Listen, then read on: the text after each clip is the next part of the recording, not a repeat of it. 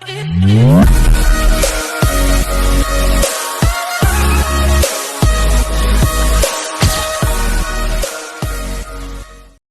1000 like for next episode. अगर आप लोगों का कोई भी क्वेश्चन पूछना है स्टोरी से रिलेटेड तो आप सभी मेरे टेलीग्राम चैनल को ज्वाइन कर लो, लिंक डिस्क्रिप्शन में है और कमेंट बॉक्स में पिन भी है, वह से आप लोग ज्वाइन कर सकते हैं। कहते हुए वह मुस्कुराकर उसे एक आंख मार देता है। वही उसकी बातों का मतलब समझकर वह अपने दोनों हाथ उसे छुड़ाने हुए उसके सीने पर अपने दोनों हाथ रखकर अपनी आंखें छोटी करके, you dirty wolf I hate you, FHCKU, I just hate you, leave मी।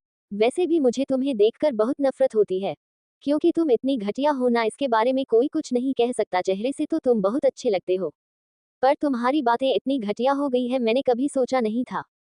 कहते कहते वह पूरी तरह से गुस्से में लाल हो जाती है। वही उसकी इस बात पर कार्तिक बस मुस्कुरा देता है। वह मुस्कुराकर उसकी आंखों में देखते हुए उसके दोनों हाथ को पकड़कर ऊपर की ओर करके उसके चेहरे पर अपना चेहरा बेहद नजदीक करते हुए अपनी गर्दन टेढ़ी करके, सही कहा बिया, मैं बहुत गंदा हूँ, इतना कि तुम सोच भी नहीं सकती, पर यही गंदगी को तुम्हें आगे जाकर अपने साथ रखनी है, because your all body belong to me. कहते हुए वह बड़ी अजीब तरह से मुस्कुराने लगता है। वही उसकी इस बात को आरिज पूरी तरह से ब्लैक हो जाती है। उसके पास तो खाने के लिए कुछ बचा ही नहीं था। वह कुछ कहना तो चाहती थी, पर कार्तिक का ऐसे उसके नजदीक होने से उसका पूरा चेहरा लाल होने लगता है और उसकी बातों को सुनने से उसके दिल की धड़कनें बढ़ने लगती है। कार्तिक की गरम गरम सांस उसके ठंडे ठंडे होठ पर आ रही थी, जिससे उसके लिप्स बुरी तरह से बर्न करने लगते हैं। वही कार्तिक उसके चेहरे को देखा है जो पूरी तरह से लाल होता जा रहा था। उसे कैसे चेहरे को देखकर वह अपने अंगूठे से उसके गालों को रब करते हुए, गॉश, योर चीक्स बेर ब्लशिंग राइट। वैसे तुम्हारे से चेहरे को देखकर मुझे बहुत अच्छा लग रहा है, क्योंकि तुम्हारा ये चेहरा सिर्फ और सिर्फ मेरे ही सामने अच्छा लगता है, और ये लाल चेहरा सिर्फ मेरी ही बातों से होना चाहिए। मुझे बिल्कुल भी पसंद नहीं है कि मेरी बह किसी के भी नजदीक जाए या कोई भी उसके नजदीक आए। Understand, you are mine, I own you. कहते कहते हुए नीचे झुक जाता है, जिससे आरिज अपनी आंखें बंद कर लेती है तो कार्तिक की नजर उसके कांपते हुए होठों की तरफ चली जाती है। वह बिना देर किए उसके होठों पर अपने होंठ रख देता है, जिससे आरिज एक पल के लिए तो हैरान हो जाते हैं, पर दूसरे ही पल वह खुद को शांत करते हैं। पता नहीं क्यों, पर उसकी किस करने से उसे बहुत ही अच्छा लगता है। वह भी उसका साथ देने लगती है, ना चाहते हुए भी। उसके हाथ उसके बालों में चले जाते हैं और उन्हें वह कस के पकड़ लेती है। वही उसके हाथों को अपने बालों पर महसूस करके कार्तिक के चेहरे पर एक अजीब सी मुस्कुराहट हो जाती है। उसे अपने पूरे शरीर में कुछ महसूस होने लगता है। तभी आरिज को कुछ छोड़ने लगता है, जिसे आरिज उसके कंधे पर करने लगती है तो कार्तिक उससे दूर हो जाता है। तो आरिज उसकी तरफ देखकर हैरान से अपनी आंखें बड़ी बड़ी करके, कुछ है जो बहुत चुभ रहा है, क्या है? कहते कहते हैं वह मासूमियत से चारों तरफ देखने लगते हैं। वही उसके ऐसे भोलेपन को देखकर कार्तिक एक गहरी सांस लेता है। वह नीचे जोकर अपनी पैंट की तरफ देखा है तो वह अपने सर को मारने लगता है। उसे ऐसे देखकर आरिज अपनी आंखें हैरान से बड़ी बड़ी करके उसके हाथ को पकड़, आप तुम क्यों अपने सर को करने लगे हो, कहीं तुम पागल तो नहीं हो गए? इस पर वो उसे देख उसकी तरफ अपनी आंखें छोटा करके, बेयर, क्या तुम सच में इतनी मासूम हो कि तुम्हें ये पता ही नहीं कि तुम्हें क्या चुभ रहा है? तुम्हें ऐसी सिचुएशन में पता होना चाहिए कि कब क्या हो सकता है। क्या तुम कभी रिलेशन में नहीं आए हो? आरिज पहले तो कार्तिक के ही सवाल को सुनकर पूरी तरह से हैरान हो जाते हैं। वह अपना सरनामे हिलाकर बड़ी मासूमियत से, अगर बॉयफ्रेंड होती तो मैं थोड़ी तुम्हारे साथ अब तक होती, मैं अपने बॉयफ्रेंड के साथ होती, और तुम ऐसी अजीब बातें क्यों कर रहे हैं? आखिर क्या चुभ रहा है ये तो बताओ मुझे। मुझे कुछ दिख ही नहीं रहा है, कुछ तो नुकीली के लिए चीज यहाँ पर। इस पर कार्तिक की गहरी सांस लेता है। उसका मन कर रहा था कि वह कहीं जाकर अपना सर फोड़ दे, क्योंकि उसने पहली बार ऐसी मासूम लड़की देखी है जिसे पता ही नहीं कि उसके ऐसे देखने से और ऊपर से बिना किसी फिक्र के साथ उसकी शर्ट के जो बटन खुले हैं, जिससे उसका सीन साफ दिख रहा है, उसके सामने ऐसे बैठी हुई है, जिसे देखकर तो उसे और भी ज्यादा फ्रस्ट्रेशन हो रहा था। वह अपनी पूरी बॉडी को गर्म होते हुए महसूस कर रहा था, जिसे कर कर उसके हाथों की मुठियां बन जाती है। वह अपने मन में, कार्तिक कूल डाउन यार, FHC के इसे इतना कैसे तो अपना कंट्रोल खो सकता है? वह अभी भी बच्ची है, उसे इस बारे में कुछ पता ही नहीं। समझ नहीं आ रहा है कि दुनिया में इतनी बड़ी उम्र की होकर भी उसे यही नहीं पता कि यह सब क्या है। लगता है तुझे बहुत कुछ सीखना पड़ेगा। तुझे होना तो प्यार इसी बच्ची से ही होना था, जिसे यही नहीं पता है कि ऐसा क्या होता है। लगता है मेरी पहली नाइट बहुत खराब जाने वाली है। कहते कहते वह खुद को गाली देने लगता है। फिर एक गहरी सांस लेकर उसे बेड पर बैठकर अपनी ठंडी आवाज में, अगर अपनी जगह से खड़ी हो गई और कहीं चली गई, यहाँ से भागने की कोशिश की, इसके आगे जो भी होगा ना उसकी जिम्मेदारी मैं नहीं लूंगा। ये सुनकर आरिज अपनी आंखें हैरान से बड़ी बड़ी कर लेते हैं। वह उसे देखकर हैरान हो जाती है। तो कार्तिक उसके बालों को सहलाते हुए वहां से वॉशरूम की तरफ जाने ही वाला था कि तभी उसके कानों में आरिज का बड़ा मासूम भरा सवाल सुनाई देता है, आखिर तुम मेरे साथ क्या करने वाले? देखो, अगर मुझे तुमने मारा या पीटा तो सच में मैं तुम्हारी पुलिस कंप्लेंट करूंगी, वह भी हरेसमेंट की केस में। आरिज की बात को सुनकर कार्तिक अपनी एक आईब्रो पर करके बड़े ही मासूमियत से उसे देखकर, नहीं नहीं बियर, तुम्हें मारकर मैं खुद को ही तो दर्द दूंगा, पहुंच जाऊंगा। आरिज उसका ये सवाल सुनकर अपनी आंखें हारने से बड़ी बड़ी करके, तो फिर तुम मेरे साथ क्या करोगे? कार्तिक उसके सवाल पर इवल स्माइल लिए, तुम्हें पता है बच्चे इस दुनिया में कैसे आते हैं? बायोलॉजी के बारे में तो तुम्हें पता ही होगा।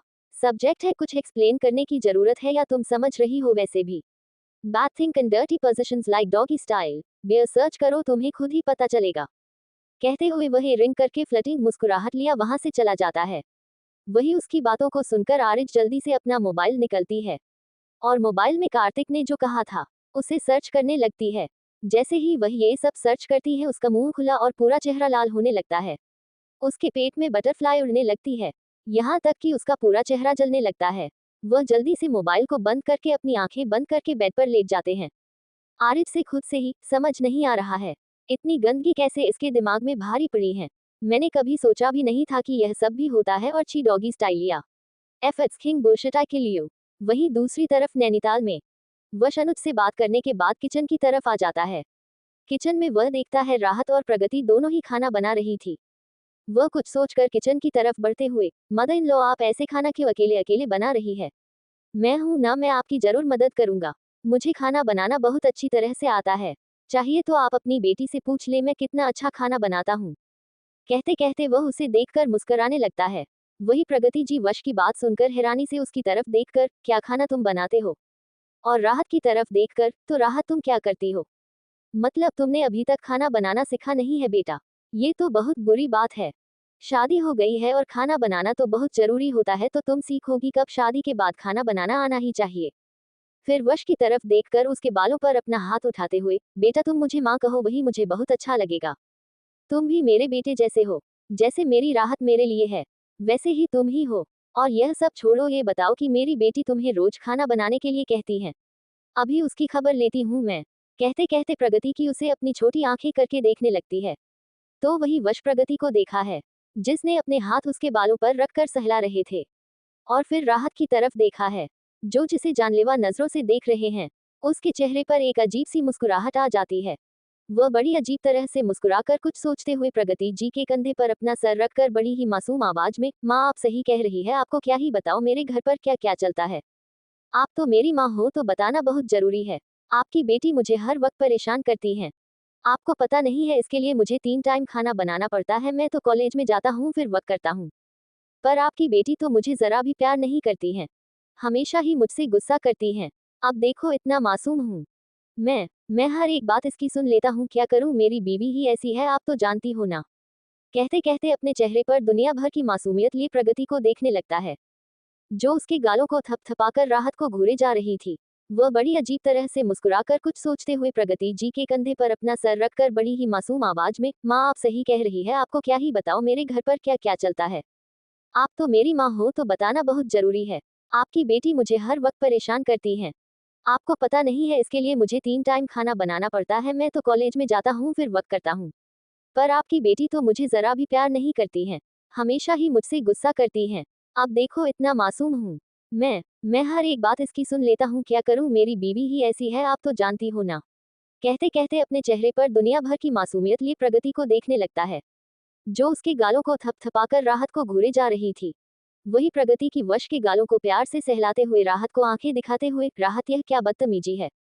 तुम मेरे बेटे को खाना बनाने के लिए फोर्स करती हूँ, वह भी 3 टाइम। और इतनी मेहनत करता है और तुम उसे इतना सुनती हो। ये तो बहुत बुरी बात है, मुझे बिल्कुल भी पसंद नहीं है। मेरा बेटा कितना मेहनत करता है और तुम हो कि उसे कुछ ना कुछ कही जाती हूँ। कहते हुए वह वो वश के गालों को प्यार से सहलाते हुए, बेटा परेशान मत हो, मैं इसे 5 दिन में सारा खाना बनाना सिखाऊंगी, जिससे तुम्हें कोई भी परेशानी नहीं होगी। और साथ ही साथ इसे ना डांटूंगी भी। मुझे बताओ यह क्या क्या करती है? ने इसे छोड़ेगी तो बिल्कुल नहीं। वैसे भी तुम्हारी माँ यहाँ पर है हमेशा, जब चाहे तब कॉल कर लेना, मैं इसे देख लूंगी कि यह मेरी बात कैसी नहीं सुनती है। इस पर वश अपने चेहरे पर प्यार भरी मुस्कुराहट कर अपनी शांत मगर प्यारी आवाज में, माँ आप इसकी परेशानी मत लो, मैं हूं ना, मैं संभाल लूंगा। आखिर वह मेरी तो है। उसे संभालने जग हक भी तो मेरा है। रही बात सीखने की, तो मैं हूं उसे सीखने के लिए। आप बिल्कुल भी परेशान मत हो। आप बस अपना ख्याल रखिए। क्योंकि आप तो जानती हैं आपकी बेटी आपसे कितना प्यार करती है। अगर आप अपना ख्याल नहीं रखी तो वह बहुत परेशान होगी। और वह अगर परेशान होंगी तो उसका ख्याल मुझे ही तो रखना है। कहते कहते वह मुस्कुरा देता है। पर उसकी मुस्कुराहट में एक अलग सा मतलब था, जो प्रगति की और ना ही राहत समझ पाती है। वही राहत तो बस उसकी जानलेवा नजरों से देख रही थी।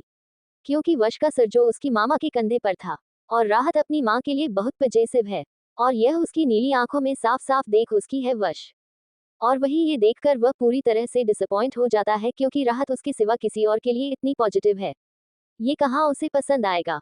क्योंकि राहत का पजेसिवनेस भी उसका है, प्यार भी उसका है। सब कुछ जो भी राहत की एहसास है, वो उसी से ही शुरू होंगे और इस पर ही खत्म होंगे, यह वश का मानना है। उसे बिल्कुल भी ये पसंद नहीं आता है। वह अपनी नजरें तिरछी करके प्रगति को देखते हैं, जो उसके गालों को थपथपा आए जा रहे थे। उन्हें देखकर वश कुछ सोचने लगता है। पर उनका ऐसे गालों को सहलाने महसूस करके वह अपनी आंखें बंद करके गहरी सांस लेता है। वश अपनी आंखें वैसे ही बंद किए एक गहरी सांस लेकर अपने मन में नू बिल्कुल वही फीलिंग, कैंडी कैंडी कैंडी। तुमने तो मेरी जिंदगी में आकर मुझे सभी चीजों को महसूस करवाना सिखा दिया। जो मैं नहीं करना चाहता था वही होगा। मुझे इमोशनली किसी से अटैच होना बिल्कुल भी पसंद नहीं है। और वो मैं कभी भी किसी से नहीं। पर तुमने जो किया है मुझे बहुत बुरी तरह से इफेक्ट होने लगा है। कहते कहते हुए गहरी सांस लेकर अपनी आंखें खोलकर बस मुस्कुरा देता है। वही प्रगति थी उसे देखकर बड़े प्यार से, जाओ बेटा तुम आराम करो। मैं तुम्हारे लिए खाना लाती हूँ। मुझे पता है तुम लोगों ने ज्यादा कुछ तो खाया नहीं होगा। चलो आज मैंने तुम दोनों के लिए खाना बनाया है। उन दोनों कैसे देखकर राहत बच्चों की तरह मुंह बनाते हुए, ए हे भगवान दामाद क्या आ गया, मैमी ने तो अपनी बेटी को ही भूल गई। यही दिन दिखाने थे मुझे। तो क्यों ही यहाँ पर लाया तूने भगवान मुझे। आते ही मुझे मेरी मैमी ने पूरी तरह से इग्नोर कर दिया। और अपने दामाद को तो जैसे बेटा ही बना दिया है, और ये दामाद। विस्मयादिबोधक चिन्ह उद्धरण चिन्ह। कहते कहते वो वश को अपनी जानलेवा नजरों से देखते हुए, आते ही मेरा प्यार मैमी को चुरा लिया। एक तो घर में नहीं, किसी के पास नहीं जाने देता। और यहाँ पर मेरे घर में मेरी मैमी को ही छीन लिया इसने। हे भगवान क्या यही दिन दिखाने थे मुझे। किसी को तो बुलाओ और ऐसे घर से निकाल दो। नहीं तो मेरे घर में तो मुझे प्यार ही करना छोड़ देंगे। राहत की एक्टिंग को देखकर प्रगति की उसके गालों पर होने का सा मारकर, ओवर एक्टिंग की दुकान मुंह बंद कर। दामाद जी घर पर आए हैं। कुछ तो शर्म करो। और यह क्या रखा है बच्चा, ऐसी कोई बात करता है। क्या क्या सोचेंगे दामाद जी। और वैसे भी वह मेरा बेटा है। तो जाओ जाकर दोनों बेटों में तुम दोनों के लिए खाना लाती हूँ। इस पर राहत अपना सर हिलाकर वश एक नजर देखकर वहां से चली जाती है। वही वह भी मुस्कुराते हुए उसके पीछे पीछे चला जाता है। दोनों ही डाइनिंग टेबल पर बैठ जाते हैं। तो राहत उसकी तरफ देखकर अपनी एक उंगली दिखाते हुए वार्निंग भरे अंदाज में, देखो मैं सब कुछ बर्दाश्त कर सकती हूँ, पर मेरी मामा का प्यार में बटाते हुई तो बिल्कुल भी नहीं देख सकती। तो बेहतर यही होगा कि मेरी फैमिली से दूर रहो। एक तो जब से आए हो तब से घर वाले तुम्हें ही प्यार कर रहे हैं। मुझे तो सब लोग भूलते ही जा रहे हैं। अगर ऐसा हुआ ना तो सच में मुंबई जाने से पहले ही मैं तुम्हारा सर कहीं पर फोड़ दूंगी। और फिर मुझे मत कहना कि मैं ये सब कैसे किया। ये सुनकर वश अपने चेहरे पर डरे वाले एक्सप्रेशन लाकर, वाओ मेरी कैंडी तो अब डेंजरस बनती जा रही है। लगता है यहाँ पर आने के बाद सब कुछ भूलने लगे हो तुम। तुम्हें याद तो है ना मैं कौन हूँ। क्या तुम्हें याद दिलाना पड़ेगा कि मैं कौन हूँ। Answer me. हम तब तक प्रगति की वहां पर आ जाते हैं। वह उन दोनों के सामने खाना रखकर उन दोनों के बालों को प्यार से सहलाते हुए, तुम दोनों ये खाओ तब तक तो मैं तुम दोनों के लिए जूस बनाकर लाती हूँ, तुम दोनों को अच्छा लगेगा। फिर वश की तरफ देखकर बड़े प्यार से, बेटा अगर तुम्हें कुछ भी चाहिए तो मैं किचन में हूँ। मुझे बुलाना, हाँ नहीं तो राहत है उसे कहना वह तुम्हारे लिए लेकर आएगी, पर शर्मा बिल्कुल भी मत, मुझे बिल्कुल भी पसंद नहीं है कि मेरा बेटा मेरे घर आकर शर्मा आएगा। क्या समझ में आ गया। कहते हुए प्रगति जी बड़े प्यार से मुस्कुरा कर देकर वहां से चली जाती है। वही वश प्रगति को देखकर एक ठंडी यहाँ भर कर खुद से, अब समझ में आया मेरे कैंडी इतनी मासूम कैसे हैं। सच में ये दुनिया बहुत जालिम है। पर तुम्हारी माँ का नसीब अच्छा है कि उनकी शादी एक ऐसे शख्स से हो गई जिसे मासूमियत का मतलब पता है, नहीं तो बहुत कुछ खराब हो जाता। राहत को उसकी बातों का मतलब तो नहीं समझ में आता है। वह ना समझ में मतलब किसे मिला है क्या। इस पर वश रोटी के एक कोर को खाते हुए, जैसे मैं तुम्हें मिला हूँ वैसे ही तुम्हारी माँ को तुम्हारी अप्पा मिले हैं। बस फर्क इतना है कि एक की असलियत पता है दूसरे की नहीं। विस्मयादिबोधक चिन्ह उद्धरण चिन्ह। कहते कहते वह खाना खाने लगता है तो वही राहत एक गहरी सांस लेकर, तुम्हारी ना पहली वाली बातें ना मुझे सच में समझ नहीं आती है। और वैसे भी मेरे अप्पा तुमसे बहुत अलग है। वह बहुत प्यारे हैं और मामा को कभी भी डरते नहीं है। उनसे ढेर सारा प्यार करते हैं। तुम्हारे तरह नहीं है हमेशा पहली वाली बातें करना, और मेरी माँ का प्यार छीना तुमसे तो बात करना ही बेकार है। कहते कहते वह खाना खाने लगती है, तो वही उसकी इस बात पर वश अपना सर हिला देता है, पर कुछ भी कहता नहीं है। दोनों ही ऐसे ही खाना कंप्लीट करते हैं और फिर गणपति का मकान बनाने में शुरू हो जाते हैं। तभी रघुवीर वहां पर आ जाता है। वही रघुवीर को आते हुए देखकर राहत जल्दी से, अप्पा आपने गणपति कब से लेकर, आपने मुझे इस बारे में मुझे सेलेक्ट करना था। इस पर पीछे से अनुज आकर बड़े प्यार से, अच्छा माटी तुझे पसंद करना था। वैसे सिलेक्ट तो मैंने ही किया है, और बिल्कुल हमारी पसंद वाला। अनुज ने हमारी पसंद कुछ ज्यादा ही जाकर से कहा था, वह भी वश को देखकर। तो वही उसके इस बात को सुनकर वश बस उसे देखकर एक साइलेंट स्माइल पास करता है, और वही उसकी साइलेंट स्माइल को देखकर एक पर चले तो अनुज के चेहरे का रंग हाल कैसे उड़ते लगता है। यहाँ तक कि उसके चेहरे के यहाँ भाव भी बदलने लगते हैं, पर फिर भी वह अपने चेहरे पर एक मुस्कुराहट लिए राहत को देख रहा था। वही राहत सबसे अनजान थी। वह बड़ी सी मुस्कुराहट लिए, अगर तूने ये सिलेक्ट किया है तो मतलब सही होगा, और मेरी पसंद का होगा, क्योंकि तुझे बेहतर तो कोई मेरी सिलेक्शन नहीं जानता। और जब ये बताओ कि आए हो तो काम कौन करेगा? देख रही सुबह से गायब हो। 10 मिनट बैठे और गायब हो गए। चलो मेरी मदद करो, ऊपर से पूरा काम बाकी है। और तुम्हें पता है कल पूजा भी रखी है मामा ने, तुम्हें तो पता ही होगा, उसकी भी तैयारी बाकी है। इस पर अनुज बड़ी ही प्यार भरी मुस्कुराहट लिए राहत की तरफ देखकर, भूल मत कि मैं हमेशा तेरा साथ रहता हूँ। और तू टेंशन क्यों ले रही है? मैं हूं ना, मैं तुम्हारे हर एक टेंशन को तुमसे दूर करूंगा, फिर मैं तुम्हारे इतने नजदीक जो हूँ। अनुज की बातों का मतलब राहत नहीं समझ पाए, पर राहत के साइड में खड़ा वश समझ रहा था। उसके हाथों की मुठिया बन जाती है। वह कुछ सोचकर राहत के कंधे पर हाथ रखकर उसकी तरफ देख रहा था, जिसे राहत एक पल के लिए हैरान हो। वह बड़ी सी मुस्कुराहट लिए, अगर तूने ये सिलेक्ट किया है तो मतलब सही होगा, और मेरी पसंद का होगा, क्योंकि तुझे बेहतर तो कोई मेरी सिलेक्शन नहीं जानता। और जब ये बताओ कि आए हो तो काम कौन करेगा? देख रही सुबह से गायब हो।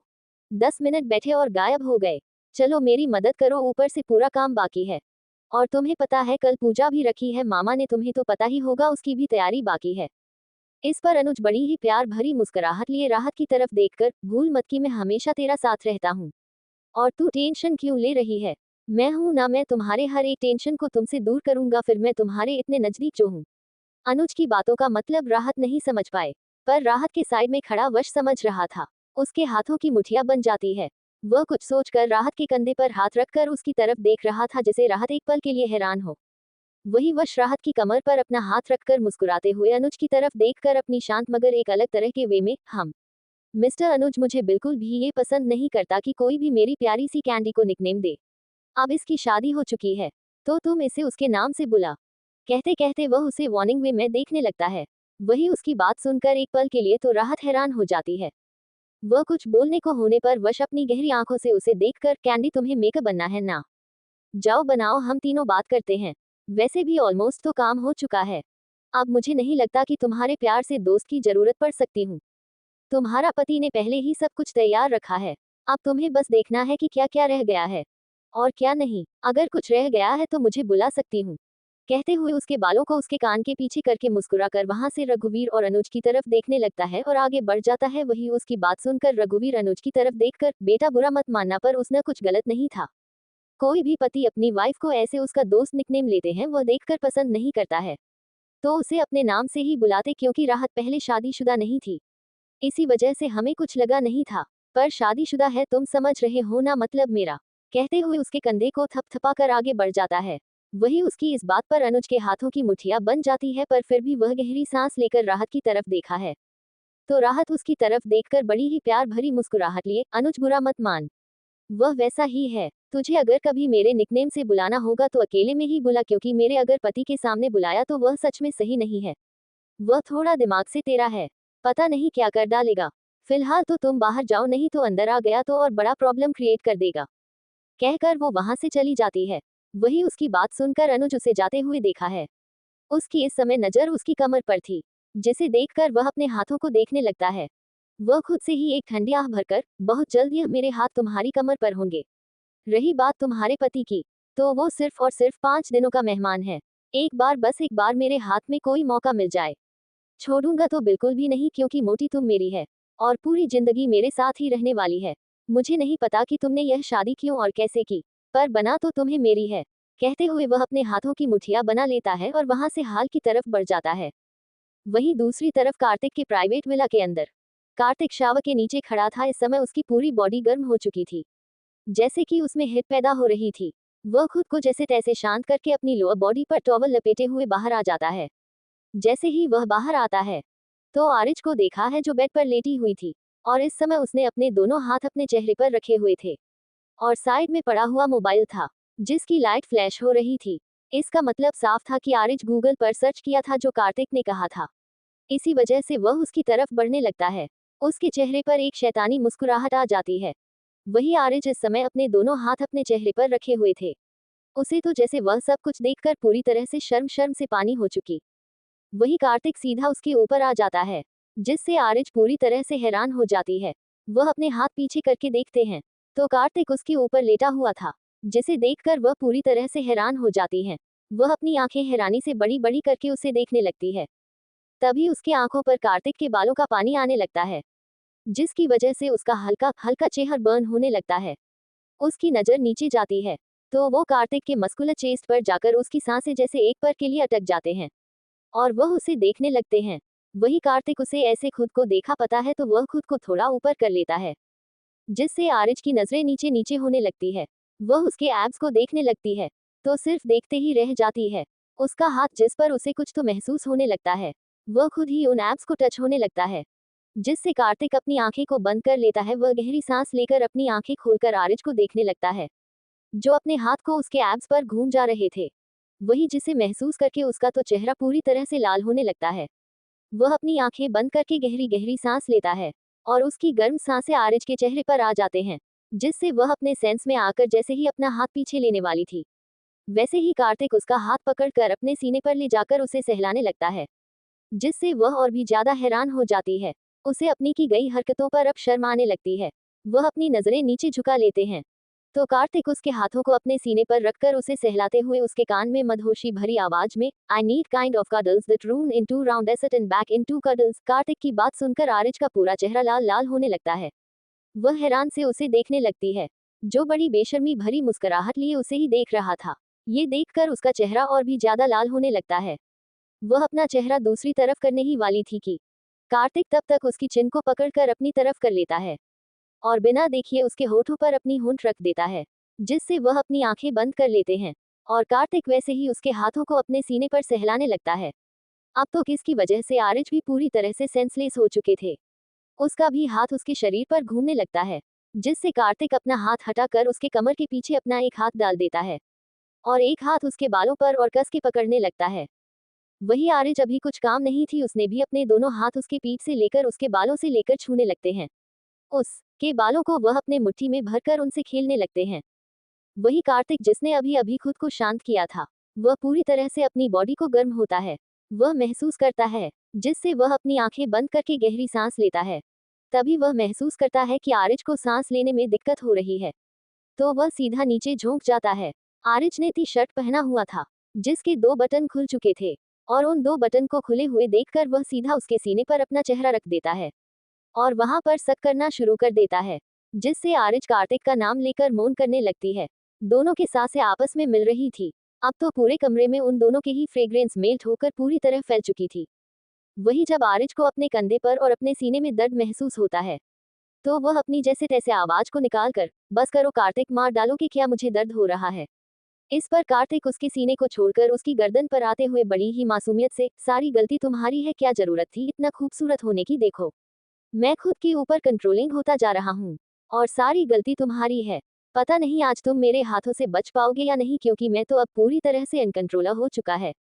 कहते हुए वह उसकी आंखों में देखने लगता है तो वही आरिज कार्तिक की आंखों में देखती है तो एक पल के लिए तो डर जाती है, क्योंकि उसकी आंखों में उसे अपने लिए अनकंट्रोल डिजायर एंड लस्ट साफ साफ देखी जा सकती थी, जिससे उसकी सांसें मनुअट से जाती है। वह अपना सरना में हिलने लगती है तो कार्तिक बस मुस्कुरा कर उसके गर्दन के बीचों बीच आ जाता है और उसकी गर्दन को सक के साथ लिक भी करने लगता है, जिससे आरिज मौन करने लगते हैं। वह अपनी सांसों को काबू करने की कोशिश कर रही थी।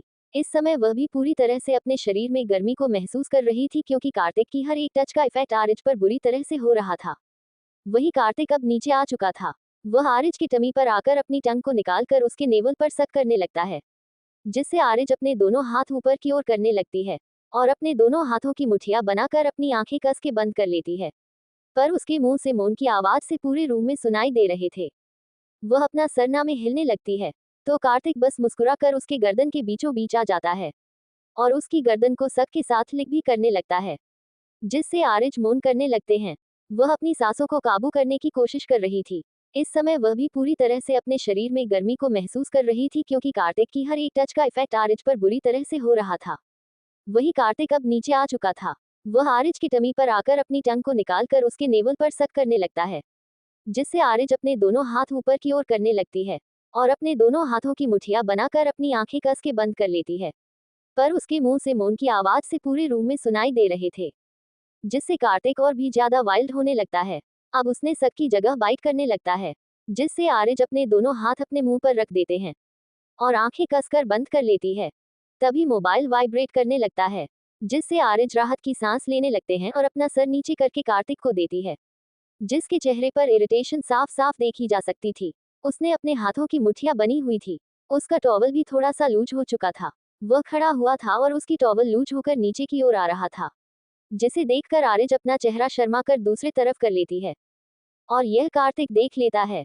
वह अपना मोबाइल लेने के लिए नीचे झुककर साइड में टेबल पर रखा हुआ मोबाइल को लेकर उसके कान में अपनी गर्म सांसें छोड़ते हुए बड़े ही बेशर्मी भरे अंदाज में, आज तो नजरें फेर ली, पर तब क्या करोगी जब हम दोनों इस बेड पर बिना किसी कपड़ों के होंगे, तब तो तुम मुझे, कहते हुए वह मोबाइल के साथ साइड में पड़े सिगरेट के बॉक्स को भी लेकर बालकनी की तरह बढ़ते हुए, आधा घंटा है, मुझे बहुत भूख लगी है, अगर कुछ ना मिला तो जो खत्म हुआ है उसे फिर से शुरू करने में मुझे वक्त नहीं लगेगा, कहते हुए वह बालकनी की तरफ बढ़ जाता है। वही उसकी बात सुनकर आरिज बिना देर किए वहां से चली जाती है। वही कार्तिक बालकनी में आकर सिगरेट को अपने होठों के बीच रखकर उसे जलता है और कॉलर ट्यून करता है। तो सामने से एक शांत आवाज आ जाते हैं, बॉस नाइट के पास हमारा माल तो चला गया है पर एक प्रॉब्लम हो गई है। कार्तिक अपनी ठंडी आवाज में सामने देखते हुए, किशोर प्रॉब्लम, व्हाट द फक, तुम्हारे होते हुए तुम भूल रहे हो कि हम जी बिजनेस में प्रॉब्लम्स नहीं होती है। तुम जानते हो ना प्रेसिडेंट कौन है। मेरा बिजनेस अगर गलती से उसे पता चला कि मैं बिजनेस क्या क्या करता हूँ और क्या नहीं तो प्रॉब्लम आ सकती है। इस पर किशोर अपनी शांत आवाज में, बॉस मुझे पता है पर प्रॉब्लम का नाम ही नाइट है। किशोर की बात सुनकर कार्तिक पूरी तरह से हैरान हो जाता है। वह हैरानी से, मैं कुछ समझा। किशोर अपनी शांत आवाज में, बॉस नाइट आपसे मिलना चाहते हैं, पर उससे पहले कुछ टेस्ट करना चाहते हैं, हमारा लोट। पर उससे पहले एक प्रॉब्लम यह है कि हमारा जो माल है वह पूरी तरह से खत्म हो चुका है और उसे फिर से मंगवाने के लिए हमें 10 दिन लगेंगे, पर उन लोगों ने 5 दिन का वक्त लिया है। किशोर की बात सुनकर कार्तिक कुछ सोचते हुए सिगरेट के लंबे लंबे कश लेकर, तो एक काम करो, दुबई से कांटेक्ट करो और खलील से कहो डेडली का लीडर उससे मीटिंग करना चाहता है।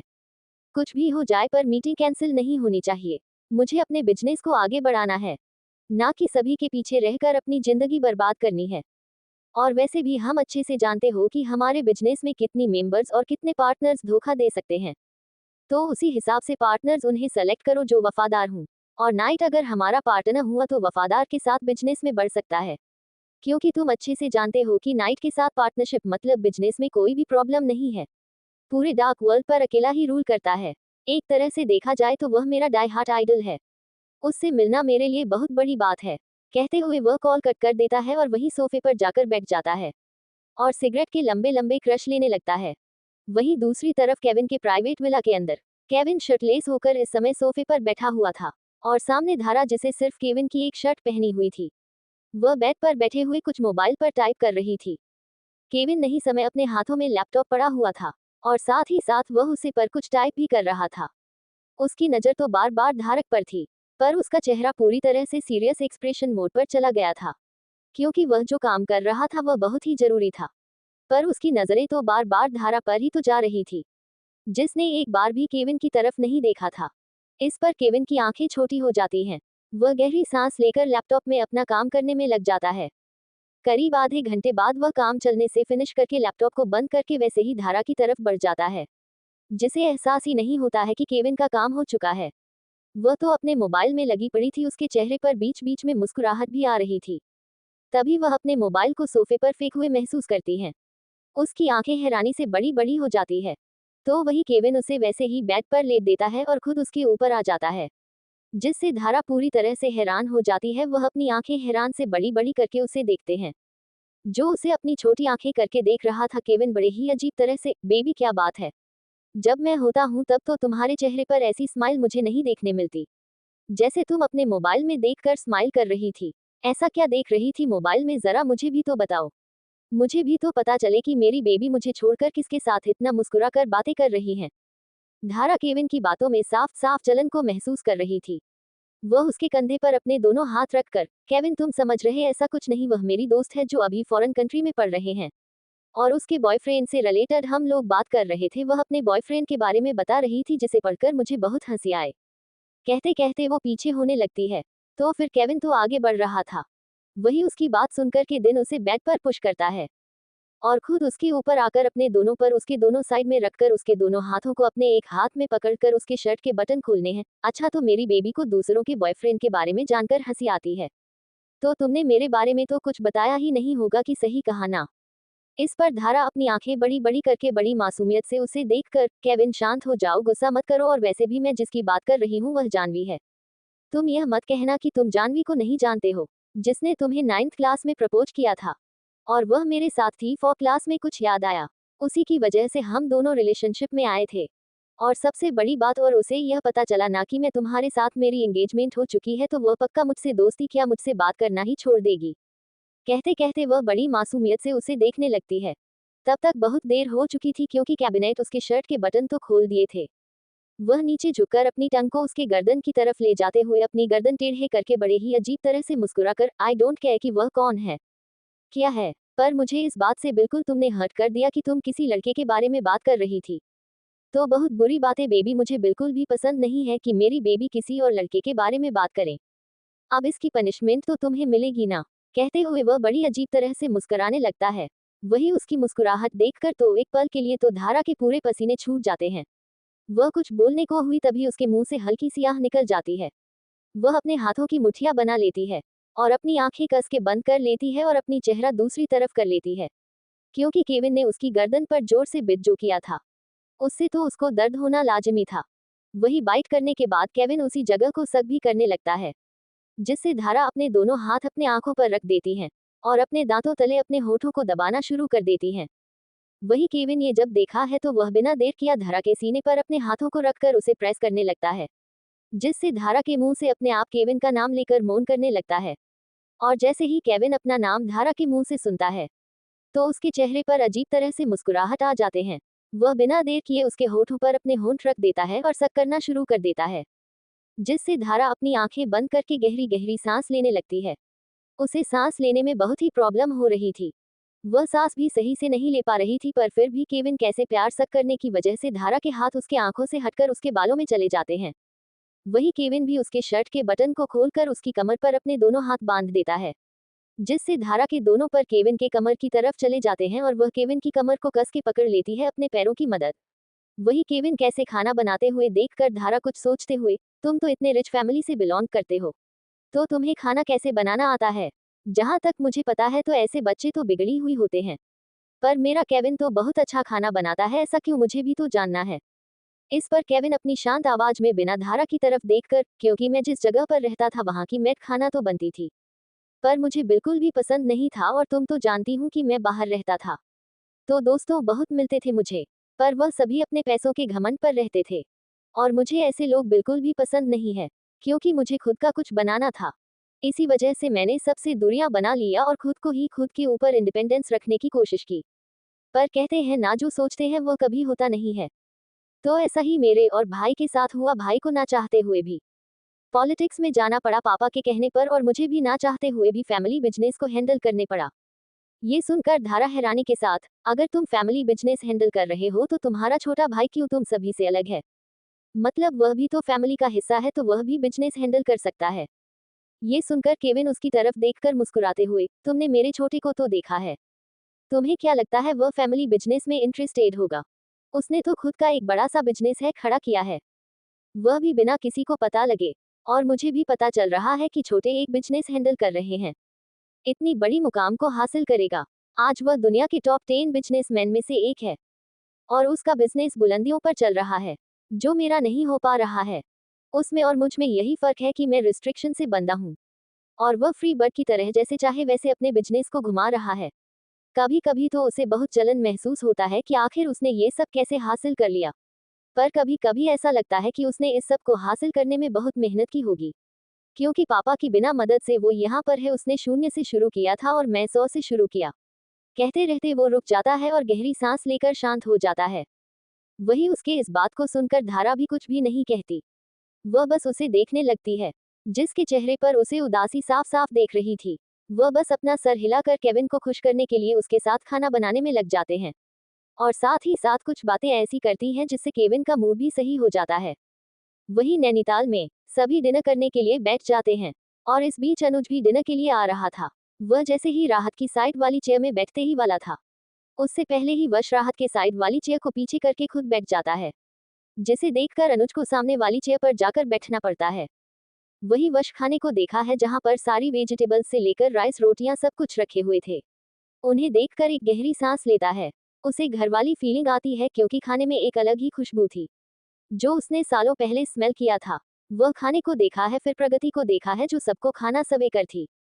वही प्रगति वश के सामने खाने को रखकर साइड में खीर को रखते हुए, मुझे पता तो नहीं है तुम्हारी पसंद क्या है, पर मैंने कोशिश की है कि तुम्हें खाना पसंद आए, कहते हुए मुस्कुराकर उसके बालों को सहलाते हुए अनुज के साइड वाली सीट पर बैठ जाती है।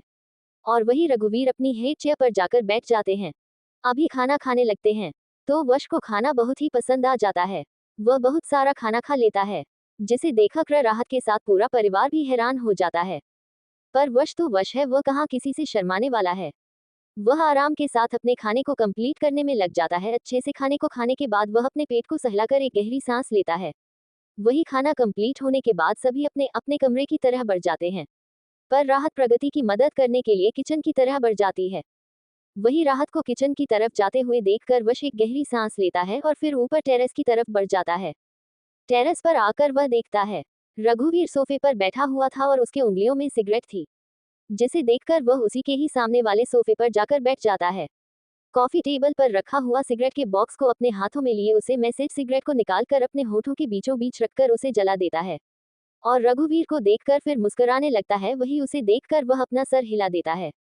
वही वश रघुवीर को ऐसे देखकर अपने गर्दन टेढ़ी करके बड़ी ही मासूम भरी मुस्कुराहट लिए सिगरेट के कश लेते हुए, क्या हुआ father in law ji, son in law आपके सामने स्मोक कर रहा है और अब कुछ कहेंगे नहीं? ये तो बहुत गलत बात है। लगता है हम फ्रेंड बन जाएंगे बहुत जल्द, हमारी हैबिट जो एक दूसरे से मिलती है।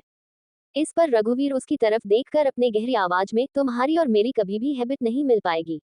रही बात तुम्हें कुछ कहने की, तो मुझे अच्छे से पता है तुम्हें कुछ कहने का कोई फायदा नहीं है। मैं इतना तो जानता हूँ कि तुम कोई नॉर्मल पसंद तो बिल्कुल भी नहीं हो। मेरे बारे में सब कुछ जानकार इतने नॉर्मल बिहेवियर कर रहे हो, तो इसका मतलब साफ है हम, कहते हुए गहरी सांस लेकर सामने आसमान की तरफ देखकर अपनी ठंडी आवाज में, कि तुम आखिर हो कौन, और अपनी आइडेंटिटी मेरी बेटी से छुपाकर तुम हासिल क्या करने वाले हो? एक बार मुझे पता चला ना तुम्हारे बारे में, तो मैं अपनी बेटी को सारी सच्चाई, विस्मयादिबोधक चिन्ह उद्धरण चिन्ह। रघुवीर इसके आगे कुछ कहा बातें उससे पहले ही वश अपना हाथ दिखाकर बड़ी ही आलस भरी आवाज में, मैंने क्या आपसे दो बातें की? आप तो मेरी हिस्ट्री जानने के लिए यहाँ पर बैठे हुए हैं। ये तो बहुत गलत बात है फादर इन लॉ जी। अगर मेरे बारे में जानना ही है तो अपने बेटी मेरी कैंडी से पूछ लीजिए। मेरी कैंडी को मेरी हर एक सीक्रेट के बारे में बताया है। मैं आपकी तरह नहीं हूँ, जो सीक्रेट गेम खेलकर अपनी आइडेंटिटी छुपाकर अपनी बीवी को धोखा दे। मुझे बिल्कुल भी ऐसी है आदत नहीं है। इस पर रघुवीर उसकी तरफ देखकर अपने गहरी आवाज में, तुम्हारी और मेरी कभी भी हैबिट नहीं मिल पाएगी। रही बात तुम्हें कुछ कहने की, तो मुझे अच्छे से पता है तुम्हें कुछ कहने का कोई फायदा नहीं है। मैं इतना तो जानता हूँ कि तुम कोई नॉर्मल पसंद तो बिल्कुल भी नहीं हो। मेरे बारे में सब कुछ जानकार इतने नॉर्मल बिहेवियर कर रहे हो, तो इसका मतलब साफ है हम, कहते हुए गहरी सांस लेकर सामने आसमान की तरफ देखकर अपनी ठंडी आवाज में, कि तुम आखिर हो कौन, और अपनी आइडेंटिटी मेरी बेटी से छुपाकर तुम हासिल क्या करने वाले हो? एक बार मुझे पता चला ना तुम्हारे बारे में, तो मैं अपनी बेटी को सारी सच्चाई, विस्मयादिबोधक चिन्ह उद्धरण चिन्ह। रघुवीर इसके आगे कुछ कहा बातें उससे पहले ही वश अपना हाथ दिखाकर बड़ी ही आलस भरी आवाज में, मैंने क्या आपसे दो बातें की? आप तो मेरी हिस्ट्री जानने के लिए यहाँ पर बैठे हुए हैं। ये तो बहुत गलत बात है फादर इन लॉ जी। अगर मेरे बारे में जानना ही है तो अपने बेटी मेरी कैंडी से पूछ लीजिए। मेरी कैंडी को मेरी हर एक सीक्रेट के बारे में बताया है। मैं आपकी तरह नहीं हूँ, जो सीक्रेट गेम खेलकर अपनी आइडेंटिटी छुपाकर अपनी बीवी को धोखा दे। मुझे बिल्कुल भी ऐसी है आदत नहीं है। कहते हुए वह लंबे लंबे सिगरेट के पास लेने लगता है। वही उसकी इस बात को सुनकर रघुवीर हैरान हो जाता है। वह हैरानी के साथ, मतलब मेरी बच्ची को पता है कि तुम क्या करते हो? इस पर वश बेफिक्री के साथ कर लेते हुए, बिजनेस के बारे में कौन किसी को बताता है मिस्टर रघुवीर? मीन्स फादर इन लॉ मेरी कैंडी, बस इतना पता है कि मैं कौन हूँ। रही बात क्या करता हूँ, इससे उसका कोई मतलब नहीं है, ना ही उसे यह पता कभी लगेगा। वश के कॉन्फिडेंस लुक को देखकर रघुवीर एक गहरी सांस लेकर, confidence not bad but over confidence हमेशा इंसान को ले डूबा जाता है मिस्टर सोन इन लॉ। और रही बात बिजनेस के बारे में, पता चले और क्या पता वह तुमसे नफरत करने लगे और तुम्हें डिवोर्स देकर यहाँ आ जाए। अगर ऐसा हुआ तो मैं पूरी तरह से जान लगा दूंगा तुम्हें उससे अलग करने के लिए, क्योंकि मुझे तुम बिल्कुल भी पसंद नहीं हो।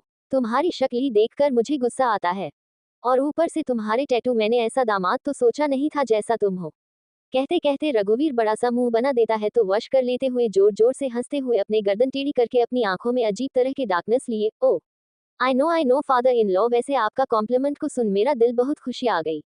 पर रही बात मेरे बारे में पता चलने की, तो पता चले नफरत की बात है, तो नफरत वो भी मेरी कैंडी करे की कभी हो नहीं सकता, और डिवोर्स की बात है तो। कहते कहते वह अपने दोनों पर कॉफी टेबल पर रखकर अपनी एल्बो को आर्म रेस्ट पर रखकर उसे पर अपने चिन को रखकर अपनी आंखें बड़ी मासूमियत से गोल गोल घूमते हुए, डाइवोर्स ये हक तो मैं अपनी मेरी कैंडी को कभी दिया ही नहीं है, और तुम क्या मुझे मेरी कैंडी को दूर करने की कोशिश करोगे? अगर मैं चाहूँ ना तो तुम्हारे साथ बहुत कुछ कर सकता हूँ, जो तुम सोच भी नहीं सकते। एक कॉल से तुम्हारी पूरी जिंदगी बदल सकती है। रघुवीरो, फादर इन लॉ, कहते हुए वह मुस्कुराने लगता है। वही उसकी इस बात को सुनकर एक पल के लिए रघुवीर का चेहरा फीका पड़ जाता है। उसे कहीं ना कहीं ये पता लग चुका था कि हो ना हो उसके सामने बेटा शख्स को उसके बारे में सब कुछ पता है। वह एक गहरी सांस लेकर उसकी तरफ देखते हुए, अगर तुम्हें मेरे बारे में इतना सब कुछ पता है तो तुम मेरी बेटी और मेरी बीवी को क्यों नहीं बताते? इस पर वश अपने हाथ में पकड़ी सिगरेट को देखते हुए बड़ी ही अजीब तरह से मुस्कुराते हुए, तुम्हारी बीवी और मेरी कैंडी दोनों ही बहुत मासूम है। उन दोनों को ही दुनिया के बारे में कुछ भी नहीं पता है। अब तो मुझे उन दोनों के लिए बहुत बहुत बुरा लगता है।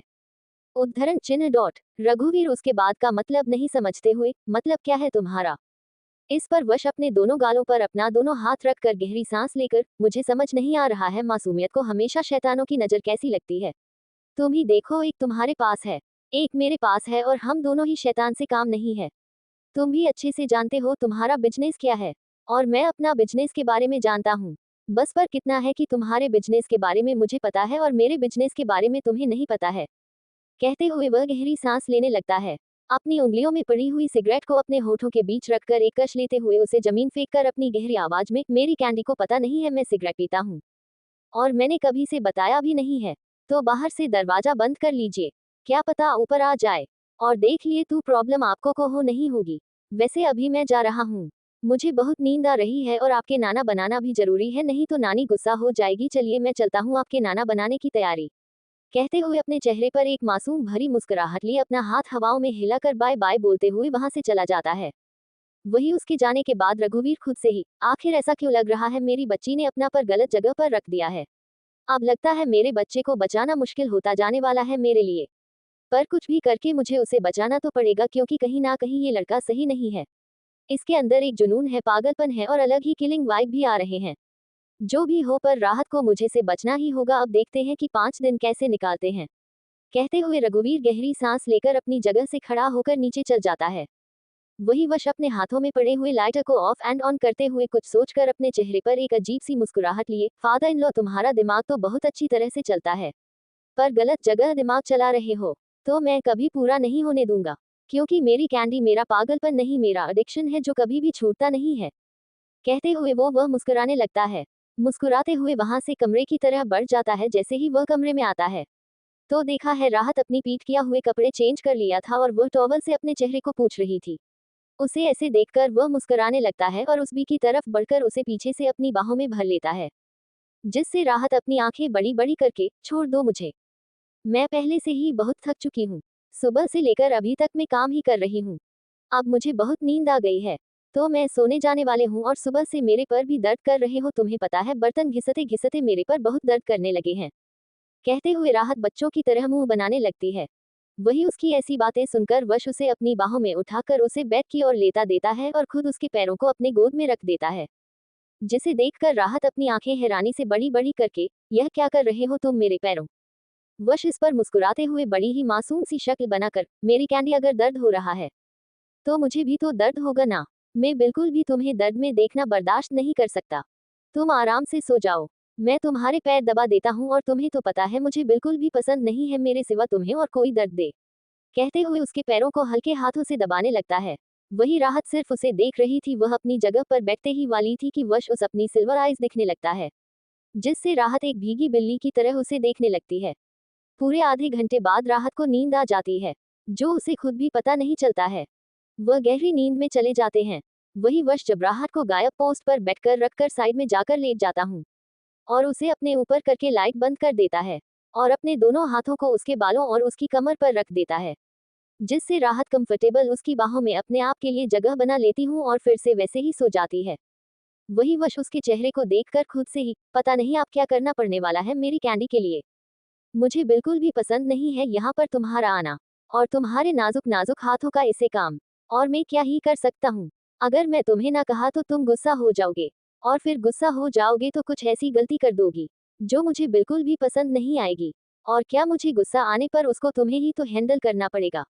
फिर नहीं चाहता कि तुम्हारे 5 दिन में कोई प्रॉब्लम आ जाए तो फिर तुम्हारी वजह से मुझे खेल जो खेलने को मिलने वाला है।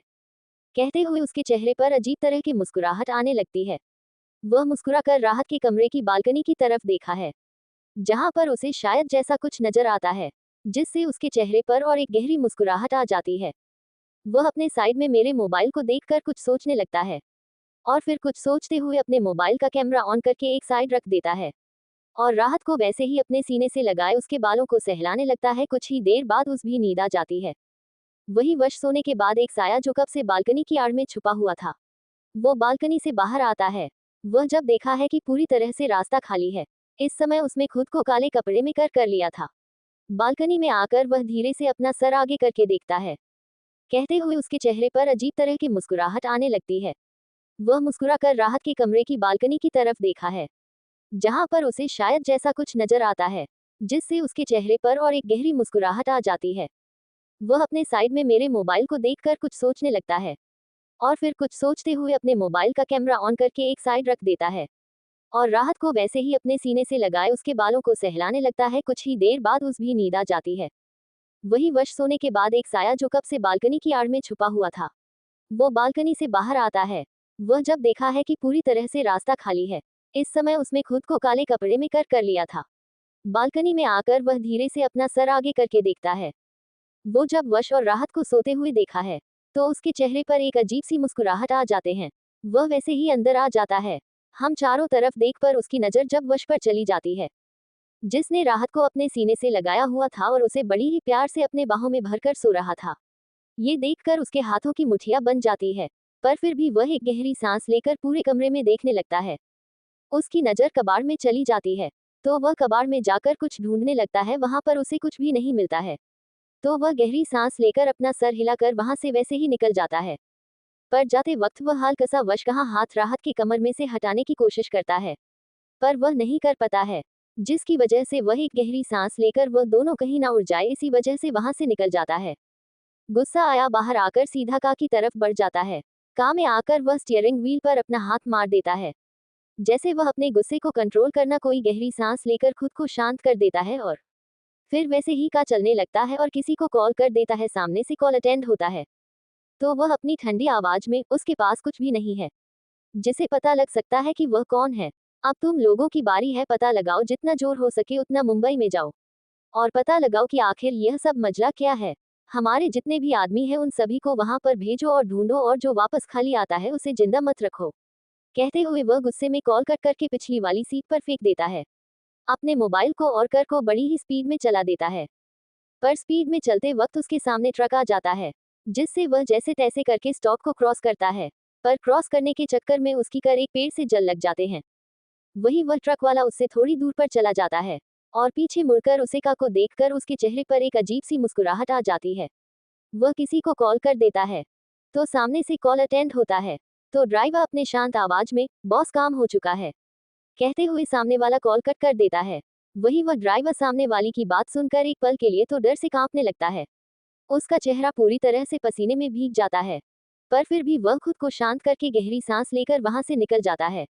करीब कुछ देर बाद एक एम्बुलेंस वहां पर आ जाती है और उसे साय को वहां से ले जाती है। वहीं दूसरी तरफ माहेश्वरी पैलेस में तेजपाल अकेले हाल में बैठा हुआ था और चारों तरफ सिर्फ और सिर्फ एक शांति थी, जिसे महसूस करके अपने हाथों में पड़ी हुई बोतल को अपने गले से नीचे उतरने लगता है। इस समय उसकी आंखें पूरी तरह से लाल थी और उसकी हालत बहुत ही खराब थी, उसे ठीक से बैठा भी नहीं जा रहा था। उसकी आंखों के सामने सब कुछ उसे चार चार नजर आ रहा था, पर फिर भी उसकी आंखों में एक जान लेने वाली प्यास, जिसे कहा जा सकता है एक खूनी प्यास। वह अपने हाथों में पड़ी हुई ड्रिंक की बोतल को जमीन पर फेंकते हुए गुस्से भरी आवाज में, आखिर क्यों मेरे ही नसीब में ऐसी गंदी नलिका कीड़ा लिखा था। अरे बेटा ही देना तो ठीक से दे देते, नहीं तो जिंदा ही मार देते। कितनी बार मराने की कोशिश की, कितनी बार, पर यह कुत्ता तो कभी मरने को तैयार ही नहीं था। हर वक्त कुछ न कुछ करता था, जिसकी वजह से मेरे पूरी जिंदगी में प्रॉब्लम हो गए। सोचा कि इस जैसा जीना है वैसे ही इसे छोड़ दूं, एक आवारा कुत्ते की तरह। पर यह तो एक शेर निकला, जिसे हर बार मेरी खुशी से लेकर मेरे बिजनेस तक को तबाह करने का एक भी मौका नहीं छोड़ा। जब केविन के हाथों में बिजनेस आया, तब उसने मेरे बिजनेस पर से आंखें हटाई, पर मेरी खुशी तो उसने कभी देखी नहीं। हर बार मैं जिस लड़की उसके पास चला जाता हूँ, वह तो मरती है या तुम कहीं गायब सी हो जाती हैं, और यह मेरी हर खुशी को बर्बाद करने पर तुला हुआ है। अब तो इसका मैं कुछ कर भी नहीं सकता। अगर इसको मैंने हाथ लगाया तो गड़े हुए मुर्दे बाहर आ जाएंगे, और वह आ गए तो सिर्फ और सिर्फ मर्दों के साथ खून भी बहाने लगेगा। कहते हुए तेजपाल अपनी जगह से खड़ा होकर गुस्से भरी आवाज में, जिंदगी भर एक जहन्नुम बना दिया है इन लोगों ने। इस नाली के कीड़े ने मेरी ऐसी हालत कर दी है कि अगर मैं इसके बारे में मेरे बेटों को बता दिया, तो मेरे बेटे ही मेरे अगेंस्ट हो जाएंगे। कुछ भी करके इसका मुंह तो बंद करना पड़ेगा। अगर इन लोगों को गलती से भी पता चल किया कि मैं क्या क्या किया है, तो वह दोनों ही मुझे जिंदा नहीं छोड़ेंगे। वह तो राह ही देख रहा है कि कब मैं सड़ते हुए मरो, पर मैं भी उसका बाप हूँ। उसे मारे बिना तो मैं मरने वाला तो नहीं हूँ। मेरी खुशी तबाह करी है, तो मैं अपने बेटे की खुशी को कैसे देख सकता हूँ। उसकी भी प्यारी सी बीवी को इस दुनिया से अब जाना पड़ेगा। उसे मासूम को ये सब सहना पड़ेगा, क्योंकि उसके पति की गलती हमेशा ही उसकी बीवी को ही मिलती है। कहते कहते वह पागलों की तरह हंसने लगता है। उसके चेहरे पर एक जानवरों की तरह एक्सप्रेशन थे, जिसमें सिर्फ और सिर्फ खून ही, प्यास की और नफरत की आग तो उसके अंदर एक ज्वालामुखी बन चुकी थी। वह वैसे ही मुस्कुराने लगता है और अपने कमरे की तरफ बढ़ जाता है। वही सुबह का वक्त नैनीताल में। सुबह राहत जल्दी ही उठ चुकी थी और वश भी जल्दी उठ चुका था।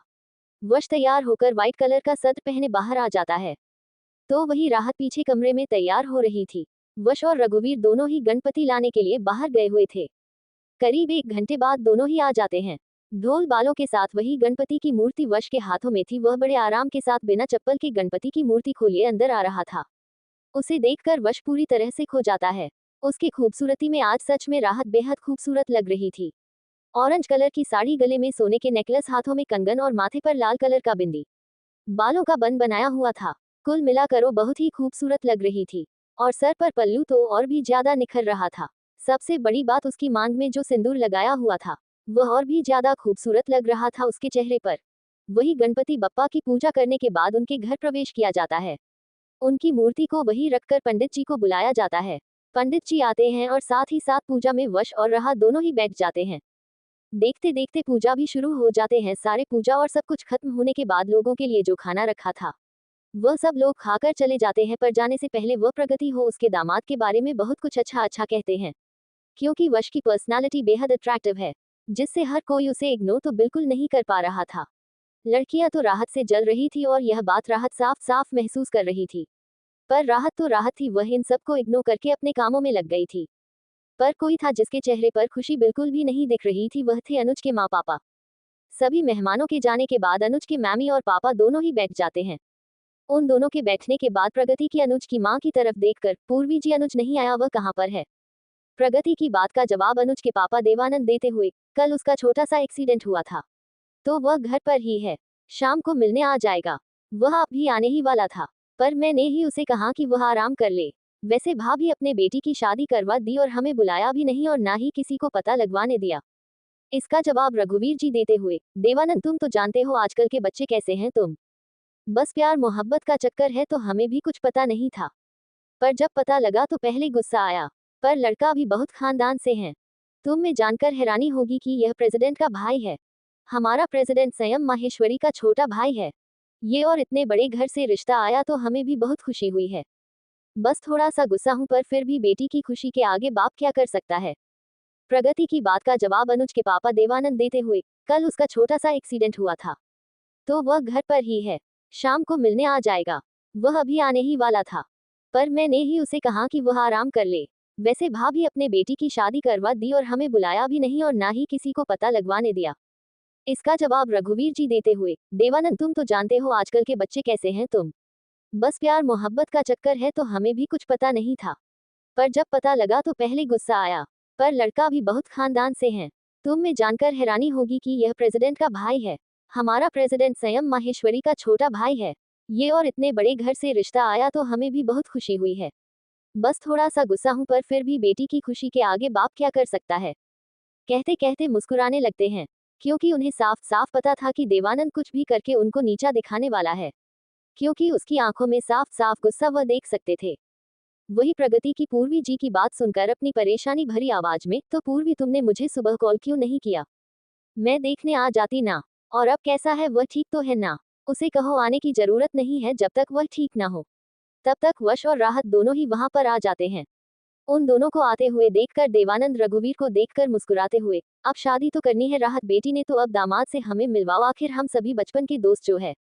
ये सुनकर रघुवीर मुस्कुराते हुए, क्यों नहीं, तुमसे मिलवाने के बिना मैं रह सकता हूँ। वैसे भी आप आए हो तो मिलवाना तो जरूरी है।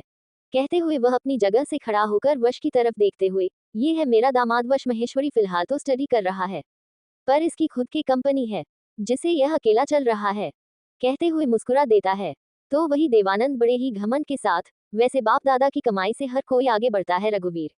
हमारे अनुज को देखो, खुद के दम पर आज 3 कंपनियों का मालिक है, और साथ में इटली के बिजनेस को भी हैंडल कर रहा है, और रसिया में भी अपना बिजनेस स्टार्ट करने वाला है। ये सुनकर वश एक नजर सभी को देखा है, फिर देवानंद को देखकर उसके सामने वाले सोफे पर एक के ऊपर दूसरा पैर रखकर बड़ी ही अजीब तरह से मुस्कुराकर, आधा अधूरा लोगों का कहना कभी भी सच नहीं मानना चाहिए, इससे नुकसान खुद का ही होता है। रही बात मेरी, तो कभी अकेले में मिलिए, आपको मेरे बारे में अच्छे समय बता दूंगा। उसके बाद आप खुद ही समझ जाएंगे कि मैं कौन हूँ। वश जिसके कहने का कुछ ऐसा असर हो जाता है जिससे देवानंद के पसीने आने लगते हैं। चेहरे पर उसे कुछ तो अजीब सा लगता है। उसकी आंखों को देखकर वह जल्दी से अपनी आंखें दूसरी तरफ कर लेता है। वही उसके हालात को देखकर रघुवीर के चेहरे पर एक हल्की सी मुस्कुराहट आती है। वह अपनी हल्की सी गर्दन को टेढ़ी करके प्रगति को देखा है, जिसे कुछ समझ में नहीं आता है। वही रघुवीर भी उसके साइड में आकर बैठ जाता है। वही वश देवानंद की तरफ देखा है, फिर एक गहरी सांस लेकर अपनी गर्दन तिरछी करके रघुवीर की तरफ देखकर, फादर इन लॉ, आपने मुझे इसे मिलवाया नहीं कि यह कौन है जो बिना जाने पहचाने मुझसे बात करने आ गए। वश की इस बात पर रघुवीर उसकी तरफ देखकर अपनी शांत आवाज में, यह मेरा दोस्त है देवानंद, और यह उनकी पत्नी पूर्वी, कल अनुज आया था ना, उसके ही ये दोनों पेरेंट्स से है। बचपन से ही हम दोनों की गहरी दोस्ती है, कि सही कहा ना देवानंद? इस पर वश अपना सर हिला देता है। वही राहत पूर्वी की तरफ देखकर, आंटी अनुज नहीं आया है, वह कहाँ पर है? राहत की बात पर पूर्वी उसकी तरफ देखकर बड़ी अफसोस भरी आवाज में, बेटा कल रात को उसका छोटा सा एक्सीडेंट हो गया जिसकी वजह से वह घर पर सी। यह सुनकर राहत पूरी तरह से परेशान हो जाती है। वह परेशानी भरी आवाज में, क्या उसका एक्सीडेंट हो गया? और आप अभी बता रही है मुझे? वह कैसा है, उसकी हालत कैसी है और कब हुआ? इसका जवाब देवानंद देते हुए गहरी सांस लेकर अपने शांत आवाज में, बेटा रात को हो गया। तुम तो जानती हो कि अनुज एक बिजनेसमैन है, और ऐसे खतरे तो आते ही रहते हैं। हमें भी सुबह 5 बजे पता चला, बहुत परेशानी हुई, पर वह अब ठीक है। सुबह ही मैंने उसे 7 बजे घर पर लाया, अब उसकी हालत ठीक है। वो आने ही वाला था, पर हमने ही कहा कि रुको, शाम को चले जाना, वैसे भी तुम्हारी शादी नहीं हुई है, और तुम तो अब जानती हो कि शादी के बाद सब कुछ बदल जाता है, तो इसी वजह से सोच मैं खुद हैंडल कर लूंगा। देवानंद की बात कम और ताने ज्यादा लग रहा था, पर राहत उसकी इस बात को समझ नहीं पाती है। राहत बड़ी ही मासूमियत से उदासी भरी आवाज में, अंकल आप ऐसे कैसे बात कर सकते हो? वह मेरा दोस्त है, और हम दोनों की बचपन की दोस्ती है, तो ऐसे में कोई भी प्रॉब्लम नहीं है क्या? रही बात वश की, तो उसे ऐसी कोई प्रॉब्लम नहीं है, वह बहुत अच्छा है, बल्कि वह मेरे साथ आ ही जाता। इस पर पूर्वी की एक गहरी सांस लेकर, वैसे बेटा तुमने शादी कर ली, हमें बताया नहीं। हमने तो सोचा था कि तुम हमारे ही घर की बहू बनोगी, बचपन में कहाँ भी था। पर कहते हैं ना, जो सोचते हैं वो होता है, कहाँ है। पर एक बार तो अपने अंकल आंटी को शादी में बुलाना चाहिए था, इतने भी पराए नहीं हैं हम। पूर्वी की बात सुनकर राहत अपना सर झुका लेती है, तो वश गहरी सांस लेकर पूर्वी की तरफ देखा है, फिर बड़ी अजीब तरह से मुस्कुराहट लिए पूर्वी की आंखों में देखते हुए, यस यू राइट, सोचा था मैं बड़ी सी रिसेप्शन पार्टी रखूंगा, पर क्या है, लोगों के पास टाइम कहाँ पर रहता है। बिजनेसमैन जो ठहरे, टाइम निकालने के लिए भी अपॉइंटमेंट लेनी पड़ेगी। इसी वजह से हम दोनों ने सोचा कि क्यों ना हम इन लॉ के घर आ जाए और तभी सभी को एक बड़ा सा सरप्राइज दे, क्योंकि बिजनेसमैन होते हैं तो बहुत सारे खतरे भी रहते हैं और खतरे से खेलने तो बिजनेसमैन का काम है। और बेटे का नसीब अच्छा है कि जिसने भी एक्सीडेंट किया है उसने सिर्फ चोट पहुंचाई है, नहीं तो अक्सर बिजनेसमैन के ऊपर मौत का खतरा रहता है। जरा पता लगवाए क्या है, कोई ऐसा हो जो सिर्फ डराना चाहता है। और बाद में कहते गए थे, वह गहरी गहरी सांस लेकर खुद को अफसोस भरे चेहरे के साथ दिखने लगता है। वही उसकी इस बात को सुनकर देवानंद के हाथों की मुठ्ठियां बन जाती हैं। फिर भी एक मुस्कुराहट लिए रघुवीर की तरफ देखकर, शादी करना बुरी बात नहीं है, पर सोच समझ कर भी किया जाता है। तुम तो जानते हो आजकल का जनरेशन कैसे है, दिखा दे कुछ और है, होते कुछ और है। और सबसे बड़ी बात, बेटी की शादी बेटी ने अपनी पसंद से की है, पर तुम्हारा भी फर्ज बनता है कि पूरी डिटेल निकालना चाहिए। अक्सर पसंद भी गलतियां कर देती हैं। इस पर वश अपना कर हिलाते हुए, ये तो सही कहा, मैं तो अपने बच्चों की पसंद की पूरी इन्फॉर्मेशन निकलने वाला हूँ। और रही बात फादर इन लॉ की इन्फॉर्मेशन निकालने की, तो इन्फॉर्मेशन तो है, पर कभी कभी कुछ इन्फॉर्मेशन भी गलत निकलती है। फिर कुछ सोचने की एक्टिंग करते हुए बीच में ही अपने चेहरे पर एक हैरानी भरे एक्सप्रेशन लाकर, पर बड़ी ही अजीब तरह से कहते हुए, अभी रिसेंटली मैंने एक न्यूज़ पढ़ी, उसने लिखा था कि एक कपल थे जो दोनों बचपन से दूसरे को जानते थे, शादी हो गई, बचपन की दोस्ती को उन लोगों ने समझा कि लड़की में कोई बुराई नहीं है, पर यही गलती उनकी थी। वह लड़का निकला मर्डरस, तो उसने वह गेम खेल जो कभी किसी ने सोचा नहीं था। उसे लड़की की तो पूरी जिंदगी बदल दी, खुद तो जेल चला गया और साथ ही साथ उसे लड़की की भी जिंदगी नरक से भी बेहतर बना दे। इन्फॉर्मेशन से ज्यादा इंसान को पहचानना सीखना चाहिए, नहीं तो क्या पता सामने वाला शख्स दिखे कुछ और हो कुछ और। क्यों, सही कहा ना। कहते कहते मुझे तरह से देवानंद को देखने लगता है, जिसका चेहरा पूरी तरह से पसीने में भीगा हुआ था और उसका चेहरा पूरी तरह से फिर कहाँ पड़ चुका था। ये देखकर वश के चेहरे पर एक अजीब सी तरह से उसे देखकर अपनी गर्दन को टेढ़ी करके, अब तो कोई सवाल नहीं है तो मैं चलता हूँ, क्योंकि मेरे पास बिल्कुल भी अब वक्त नहीं है, आखिर में बिजनेसमैन हूँ, कहते हुए सिटी बजाते हुए वहां से चला जाता है। वही रघुवीर एक नजर से जाते हुए देखा है, फिर सामने देवानंद के चेहरे को देखा है, जिसका चेहरा पसीने में पूरी तरह से भीग चुका था। देवानंद और पूर्वी दोनों ही वहां से निकल चुके थे, तो रघुवीर ऊपर टेरेस की तरह बढ़ जाता है। जब रघुवीर टेरेस पर आता है तो सामने वश के उंगलियों में सिगरेट को देखा है और फिर उसे जो सामने देख रहा था वह भी उसके साइड में खड़ा हो जाता है, तो वह उसकी नजरों को फॉलो करता है। तो देवानंद की कार को जाते हुए वश देख रहा था। इस समय उसके चेहरे पर कोई भी एक्सप्रेशन नहीं दिख रहे थे, पर होठों पर हल्की सी तिरछी मुस्कुराहट थी। वही रघुवीर भी उसके साइड में खड़ा होकर अपने होठों के बीचों बीच सिगरेट को रखकर उसके कश लेते हुए, मतलब तुम्हें अनुज के बारे में कुछ तो पता है, बहुत सारी जानकारी लेकर यहाँ पर आए हो। वश वैसे ही सामने देखते हुए, मतलब तुम्हें इस बारे में सब कुछ पता था फादर इन लॉ। रघुवीर एक गहरी सांस लेकर, मुझे ज्यादा कुछ तो पता नहीं है, ना ही मैं इस बारे में कभी पूछा है। वश अपना सर हिलाते हुए उसकी तरफ देखकर बड़ी अजीब तरह से मुस्कुराते हुए, मुझसे शादी करने में आपको बहुत प्रॉब्लम आ रही थी अपनी बेटी की, पर उसके साथ शादी करने में एक बात आप अच्छे से अपने दिमाग में डालकर रखिए, उसमें और मुझ में फर्क बहुत है। वो बस्टर कितना घटिया है उतना तो मैं बिल्कुल भी नहीं हूँ। चाहे तो अपनी बेटी से पूछ लो कि मैं अपनी कैंडी को कितने अच्छे से रखना हूँ। रुको सभी लोग कहीं जाओ मत, ये तक स्टोरी सुन लिए हो तो एक प्यारा सा कमेंट कर दो और लाइक शेयर सब्सक्राइब भी कर दीजिए। आप लोग आगे की स्टोरी नेक्स्ट पार्ट में, तब तक के लिए बाय, टेक केयर।